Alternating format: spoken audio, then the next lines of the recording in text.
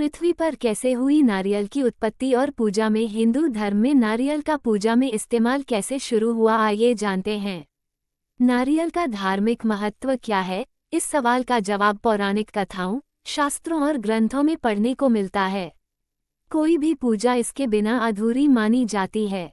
किसी भी शुभ काम की शुरुआत नारियल रखकर या फिर नारियल फोड़कर की जाती है। गृह प्रवेश से लेकर नवरात्र की पूजा हो या घर में कोई शुभ कार्य, नारियल मंदिर में जरूर रखा जाता है। ऐसे में इसे क्यों पूजा में शामिल किया जाता है? हिंदू धर्म में नारियल को पूजने की शुरुआत कैसे हुई, आइए सब जानते हैं। नारियल की उत्पत्ति कैसे हुई? पौराणिक कथाओं में अनुसार विश्वामित्र ने नारियल तैयार किया था।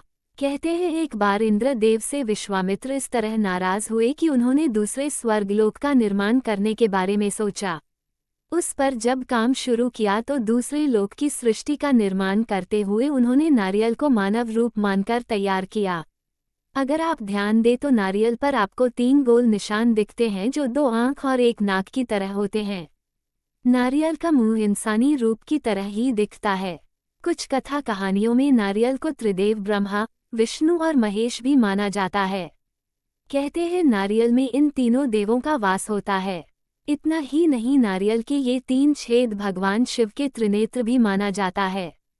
पृथ्वी पर नारियल कैसे पहुंचा? देवी देवताओं जितना पवित्र ये फल भगवान विष्णु और माता लक्ष्मी पृथ्वी लोक पर लेकर आए।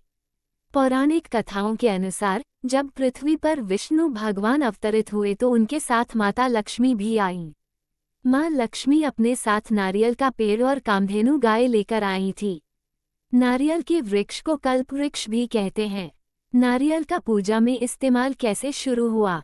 हिंदू धर्म में एक समय ऐसा था जब कई धार्मिक अनुष्ठान और पूजा पाठ में बलि दी जाती थी। उस समय मनुष्य और जानवरों की बलि एक समान बात होती थी। लेकिन जैसे जैसे समय आगे बढ़ा ये परंपरा बदली। इस परंपरा को तोड़कर मनुष्य या जानवर के स्थान पर नारियल चढ़ाने की प्रथा शुरू हुई। लेकिन फिर इंसान या जानवर की बलि की जगह नारियल फोड़ने की परंपरा शुरू हुई। पूजा में नारियल फोड़ने का अर्थ ये होता है कि व्यक्ति ने स्वयं को अपने इष्ट देव के चरणों में समर्पित कर दिया और प्रभु के समक्ष उसका कोई अस्तित्व नहीं है। इसलिए पूजा में भगवान के समक्ष नारियल फोड़ा जाता है।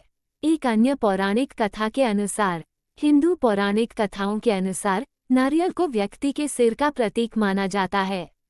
पौराणिक कथाओं में ऐसा वर्णित है कि पहले के समय में नर बलि का प्रचलन होता था। इस नर बलि को रोकने के लिए नारियल को सिर का प्रतिरूप बनाया गया। इसके बाद से ही भगवान के समक्ष नारियल फोड़ने की परंपरा शुरू हुई। एक कथा के मुताबिक सत्यव्रत नाम के एक प्रतापी और वीर राजा हुआ करते थे। राजा हर प्रकार से संपन्न थे, लेकिन उनकी एक इच्छा थी कि वह स्वर्ग की सुंदरता देखें। मगर राजा के पास इस इच्छा को जिंदा रहकर पूरा करने का कोई उपाय न था। तभी उस समय राजा के राज्य में अकाल पड़ा।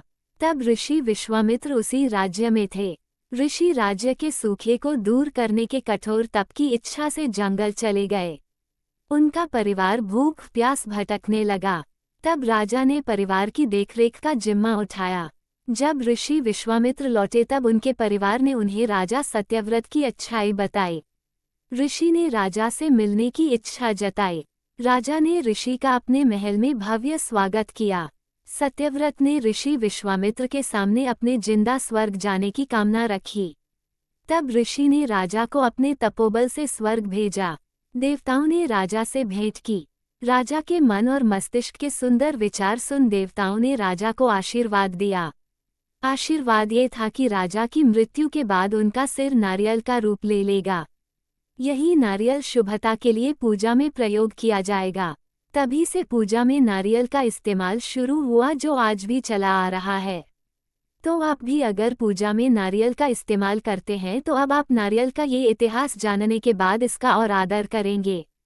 किसी भी पूजा में नारियल को शुभता के रूप में स्थापित किया जाता है। नारियल को साक्षात भगवान के रूप में भी कई जगहों पर पूजा जाता है। पूर्ण विराम। धन्यवाद।